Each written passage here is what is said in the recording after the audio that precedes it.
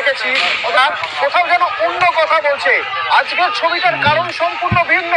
বাংলাদেশ সরকারের, শেখ হাসিনা সরকারের পদত্যাগ চেয়েছিল এতদিন ধরে ছাত্ররা। শেখ হাসিনা সরকার পদত্যাগ হয়ে গেছে, তারপরে এই ছবি কি উল্লাসের ছবি, উচ্ছ্বাসের ছবি মনে হচ্ছে না? এই ছবিটাও তো বিক্ষোভ। তাহলে এই ক্ষোভ কাদের বিরুদ্ধে? এটা হতে পারে আওয়ামী লীগের সঙ্গে, আওয়ামী লীগ সমর্থকদের সঙ্গে আন্দোলনকারীদের সংঘর্ষ যা হয়ে আসছে এতদিন ধরে আমরা দেখেছি, এবং তার নিয়ন্ত্রণ করতে এই মুহূর্তে পুলিশ বাংলাদেশ সেনাকে যথেষ্ট হিমশিম খেতে হচ্ছে।